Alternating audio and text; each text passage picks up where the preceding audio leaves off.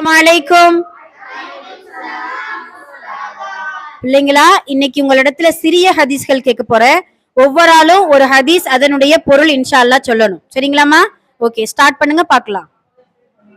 قال النبي صلى الله عليه وسلم خيركم من تعلم القرآن وعلمه உங்களில் வேளானவர் குர்ஆனை தானும் கற்று பிறகும் கற்றுக் கொடுப்பவர் ஆவார். அத்தீனிஸ்டில் மார்க்கம் எளிதானதே.